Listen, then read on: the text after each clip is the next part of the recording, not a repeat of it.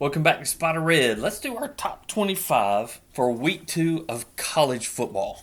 We'll start at number 25. I have NC State falling down my rankings just a little bit. They struggled against West Carolina. They did end up winning 38-21, but I have them falling down a few spots. Moving into my top 25, I have two teams coming in. One of them is number 24 Washington Huskies. Will Rogers came up from Mississippi State, led them against a pretty easy win against Weber State. Then the other team that moved in my top 25 at number 23, you have Louisville. They beat Austin Peay 62 to nothing. They have a lot of good running backs. The ACC, I know it's not top loaded, but there's a lot of good teams. It's going to be interesting how the ACC pans out. At number 2, I have the falling LSU Tigers. Chip Kelly loves to lose that first game, and USC showed some defense. I still think this is a talented team. They maybe can make a push back to the playoff, but I honestly don't think they're going to be able to go through the gauntlet. They really needed that win against USC. Going up to 21, we have Kansas. They won their game. Nothing too special there. Going up to 20, Iowa showed some offense. I was making fun of them a few weeks ago about having Iowa and offense being a oxymoron, but they showed some efficiency on offense. At 19, I have Georgia Tech. They fall back for me because now that Florida State win that propelled them into the top 25 isn't looking that good, especially after Boston College. They dominated the trenches more than Georgia Tech did. That offensive line was moving Florida State's D anywhere it wanted to. Honestly, think if they would have hydrated a little more, that score might have been a little worse. Then going up another spot at 18, we have Kansas State. They beat UT Martin. It was another easy win. Not much to say there either. At 17, so I'm going to change, as you can tell, I changed my format a little bit. Instead of automatically putting them in the top 12, I'm going to rank them where I think they should actually be ranked.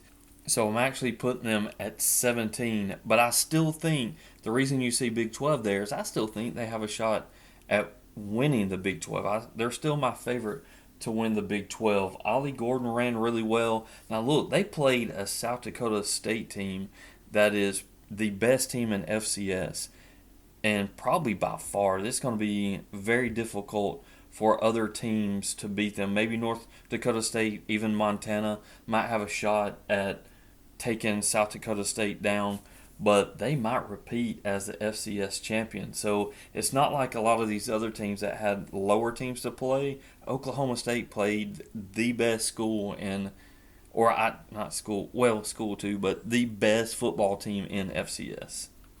Now going up to 16, Tennessee. They destroyed the Mops of Chattanooga. It's just another FCS team that one of the Power 5 just had their way with them, or Power 4, I should say. Ranked 15th, I have the Arizona Wildcats. You know, they lost their coach. He went up to Washington. They gained a really good coach. They beat a Mountain West team, so it wasn't like it was a pushover FCS school. They beat them 61-39. New Mexico has a really good quarterback. He's a running quarterback, Dampier. He played really well, and that's why they had so many. That's why they scored so many points. But I just really like Arizona and Fafita, their quarterback. Moving up to number 14, the Utah Utes. They're actually the highest ranked Big 12 team that I have. I still think Oklahoma State can beat them. I know they have Cam Rising. Can he stay healthy? That is the biggest question with Utah. At number 13, I have the Oklahoma Sooners. They beat Temple 51-3, which is a pretty impressive win. That's why I had them moving up a little bit. The biggest thing about Oklahoma is the gauntlet at the end of the season. They have Ole Miss, then Maine, but then they have Missouri, Alabama, LSU. Man, that's a gauntlet. It's going to be pretty tough for them to get through that. And before all that, they still have to play Tennessee, Auburn, Texas, and South Carolina. So the SEC is so loaded. That's quite the schedule. And I'm not sure they can make it through all of that without 2 or 3 losses. And rounding out at my 25 to 12 would be the Michigan Wolverines. And it's just so early. They kind of struggled against Fresno State. I mean, they won 30 to 10. They got the pick six towards the end to make the score look a little better. We're going to find out when they play Texas this weekend. It's the big noon game. There's so many good teams right now. I mean, there's 18 good teams. I know they're not. I mean, they've been elite. That's why they won the national championship. I just want to see, after losing so many players, are they going to be able to retool like your Georgias, your Ohio States, Alabamas, and so forth? So let's see how they play against Texas. Okay, we're moving into our playoff teams. I'm not going to mention Liberty, but they are still my number 12 power of 5 team that will get into the playoff. That could change. Boise State might come in, whatnot. We'll discuss that towards the end. At number 11, I have Missouri. They defeated Mississippi State 51-0. Okay, everybody was playing some of the smaller schools. I get it.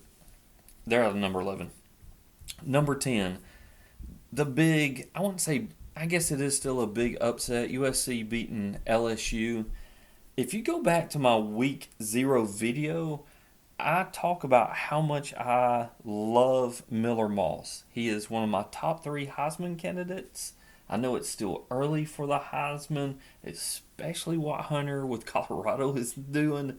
The kid, he only missed 2 plays the whole game. He made tremendous catches. He's still a good defender. I still like Miller Moss a lot. Keep an eye on him throughout the year. And guess what? They found a defense. They had some good transfers. Bear Alexander left Georgia and went to play for USC. And they showed that this weekend against LSU. I wanted to see how well Moss would play, but it was really up to that defense. And that defense showed up. And that's a big win. I moved them all the way in my top 10 because I think that they are a top 10 team, especially with Lincoln Riley. People forget how good of a coach he is.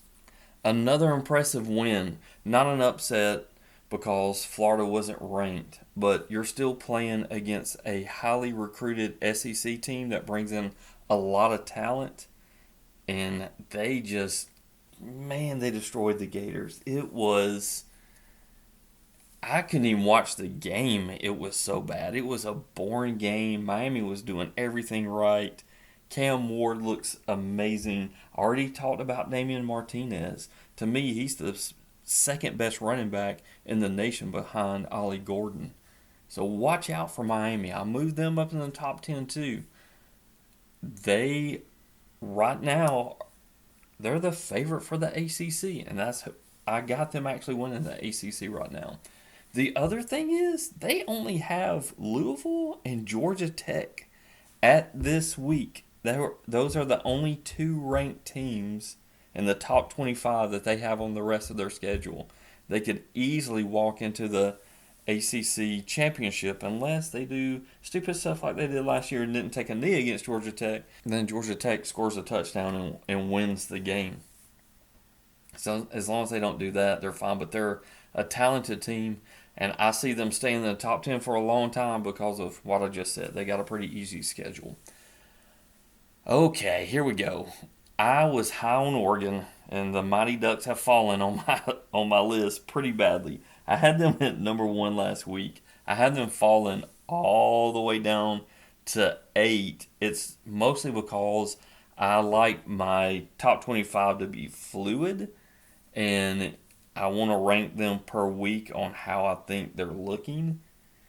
But here's the thing. I mean, you can read what I topped on this. The stats doesn't add up to the score. They had 31 first downs.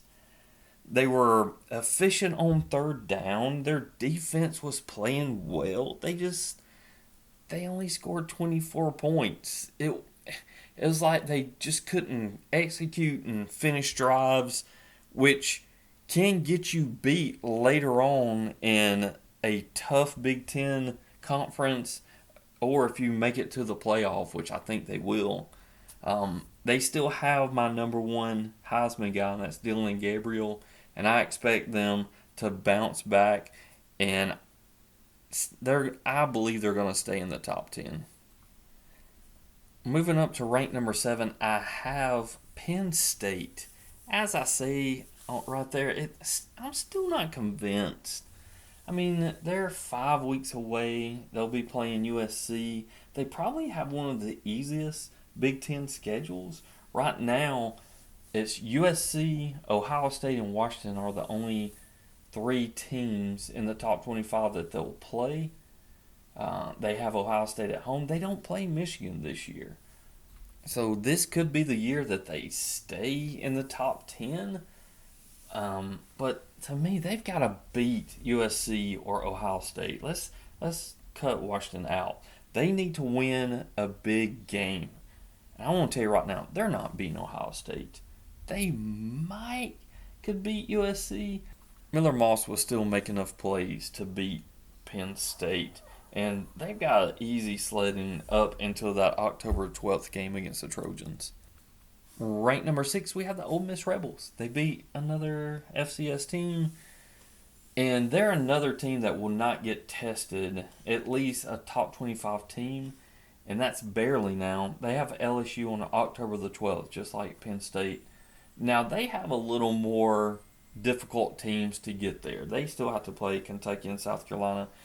And in the SEC, you just never know, especially with Vandergriff starting for Kentucky.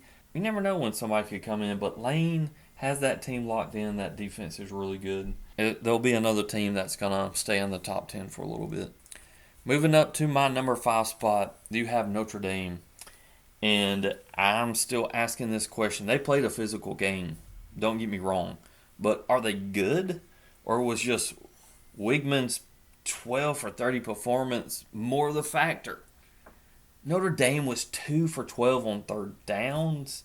I mean, Leonard carried that team at the end. He was running a lot. He wasn't really making a lot of throws that was moving them down the field. It was mostly with his legs. This is the most uncertain team in my top 5. And they only have Louisville, Georgia Tech, and USC left on their schedule. They have Florida State, but the state that Florida State's in, maybe that could be a statement win for them later on in the season to kind of try to creep back in the top 25. That's Florida State.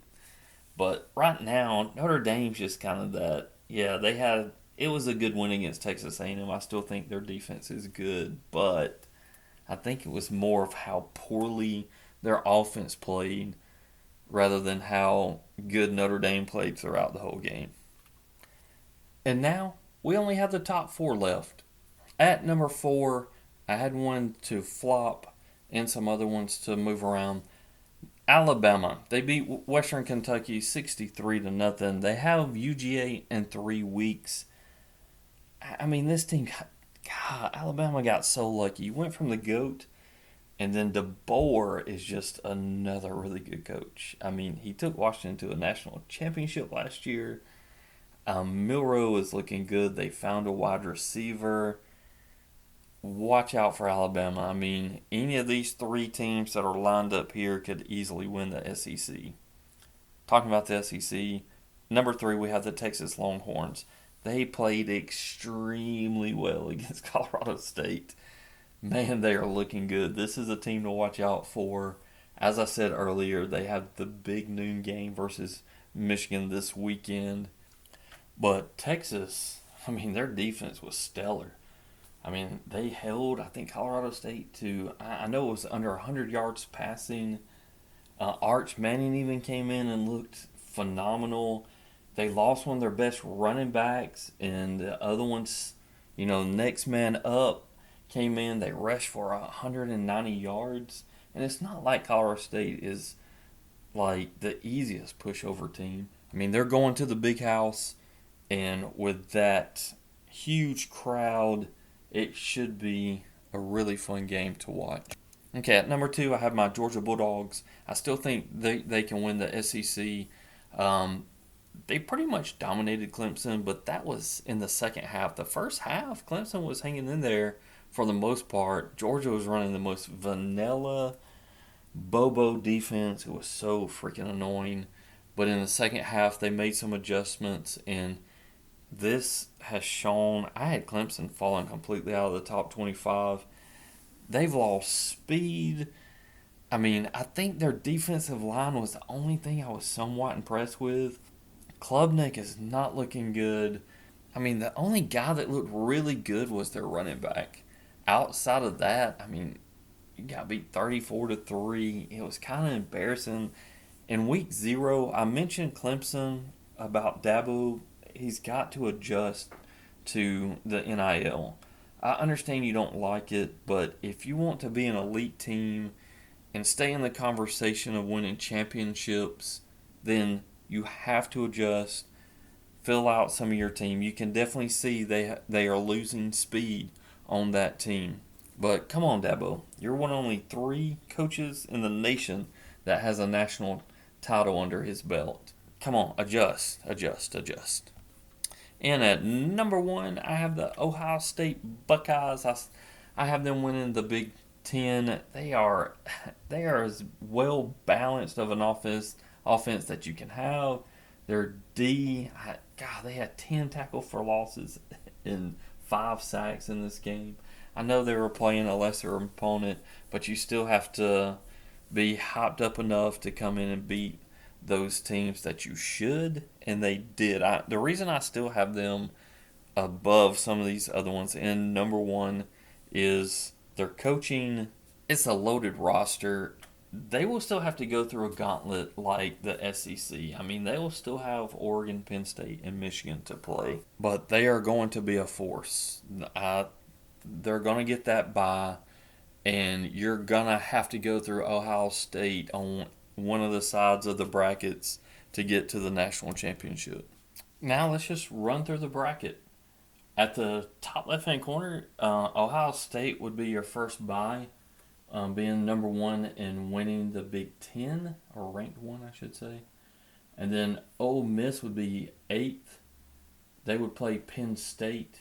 Liberty is still my group of 5. They'd be at 12. Texas would be at 5th. Oklahoma State would come up from their rank that's not in the top 12 to take that 4th bye spot for winning the Big 12 and having the lowest rank. In the top right-hand corner, you would have Miami. They would win the ACC when we get that 3rd bye and rank 3 in the bracket due to where their ranking is currently. And then USC would be the 11th seed.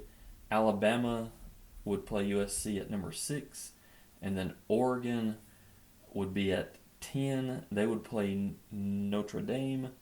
And then your 4th bye would go to the ranked 2 team that won the SEC, and that is Georgia. And due to Oklahoma being ranked outside the top 12, but they won the Big 12, they get that 4th ranked, and that actually knocks number 11 Missouri out of the playoff because of the group of 5 automatic slot that would be ranked 12th, because I don't have them ranked, so they'd fall in that rank. And there's your playoff bracket. So until next week, thank you for listening to Spot of Red. Go spend some time with a friend this weekend. Later.